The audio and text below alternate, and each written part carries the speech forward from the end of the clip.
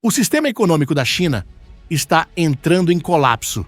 O país enfrenta um caos crítico, agravado pelo impacto das tarifas comerciais, protestos contra o desemprego, queda nas exportações para os Estados Unidos e desaceleração do crescimento econômico. Apesar de estarmos apenas na metade do ano, a economia chinesa já dá sinais de colapso em vários níveis. Muitas empresas exportadoras estão fechando ou cortando drasticamente suas operações.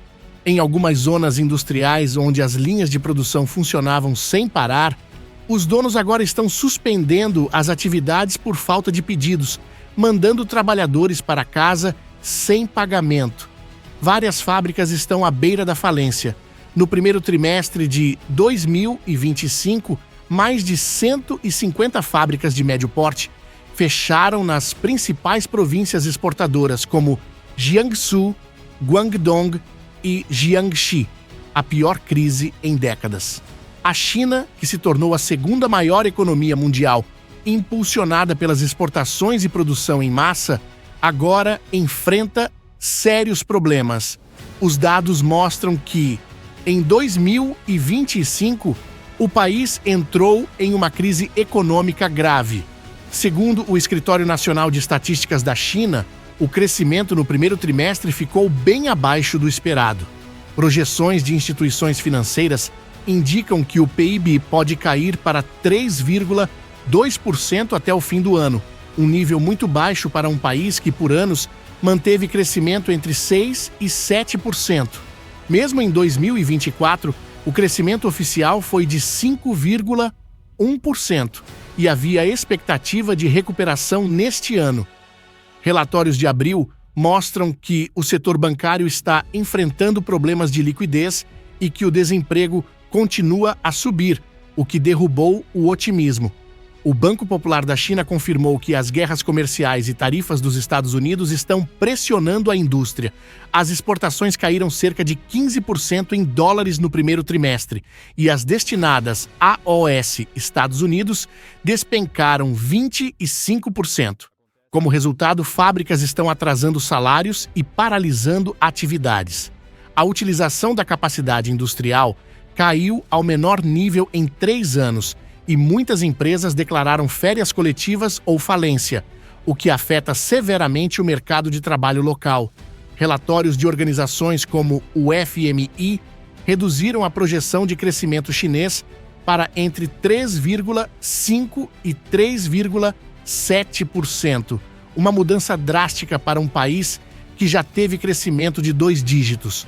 Outro dado preocupante é a queda das margens de lucro dos maiores bancos do país, como ICBC, CCB, Banco da China, ABC e BOCOM, que hoje variam entre 1,7% e 2,1% contra mais de 2,5% nos anos anteriores. Os bancos enfrentam dificuldades para cobrar dívidas, atrasos no pagamento de hipotecas e alta inadimplência, especialmente em pequenos empréstimos. Instituições financeiras regionais e bancos rurais estão sofrendo com calotes que vêm desde 2024 e, em algumas áreas, falências e protestos se espalham, afetando milhões de depositantes. Muitos desses bancos prometeram altos retornos para financiar projetos de risco e exportações, mas agora estão sem conseguir reaver os valores. O governo tenta manter o sistema funcionando, mas os sinais são claros. A crise é profunda.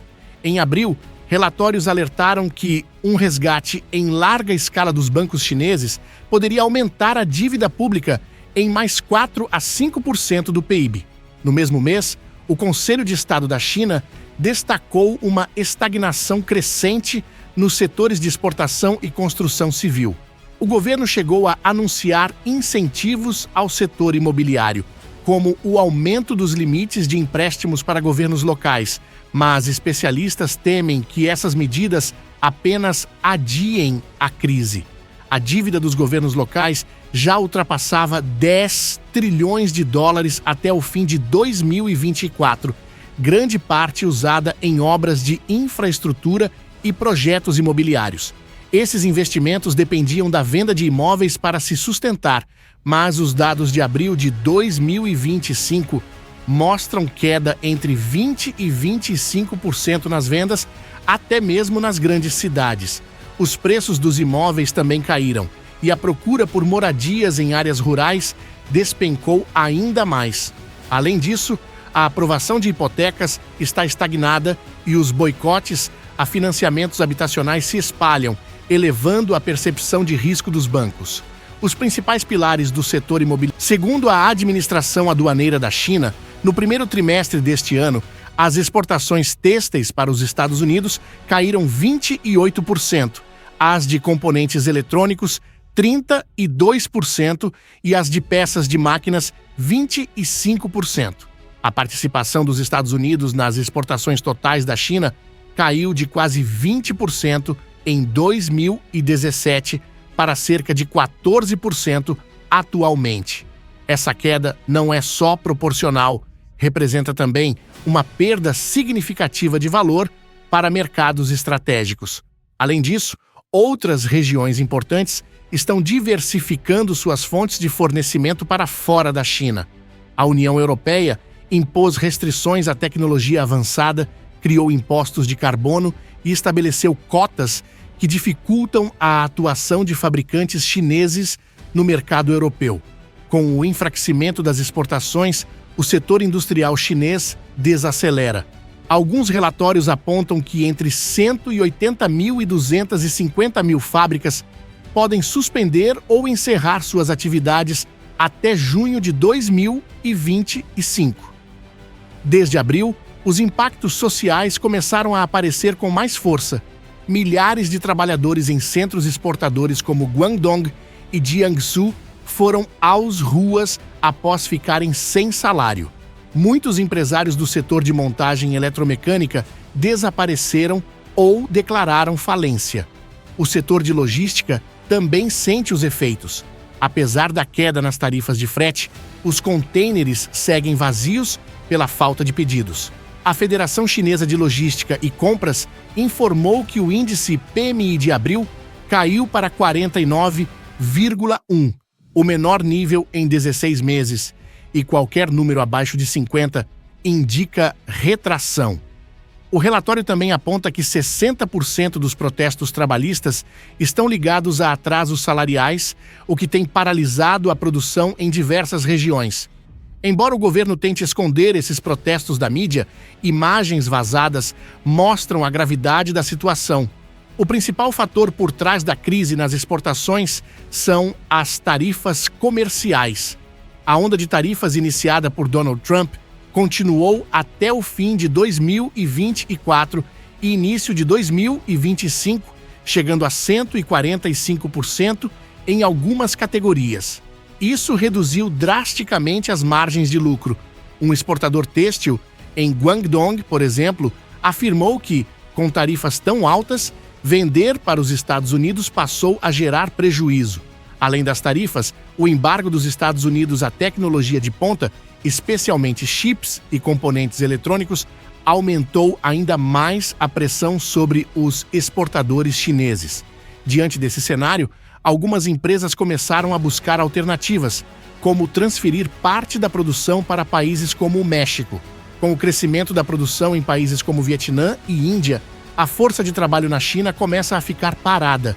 Muitos trabalhadores estão presos em um cenário difícil, marcado por protestos por salários atrasados.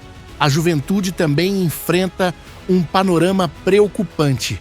Em abril de 2025, os dados oficiais apontaram um desemprego de 20,6% entre os jovens, mas pesquisas independentes estimam que esse número pode chegar a 27%.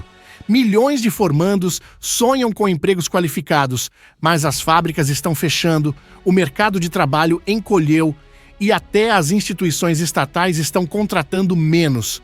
Em meio a isso, cresce o movimento Tangpin, jovens que preferem se afastar do trabalho e do consumo como forma de rejeitar o sistema.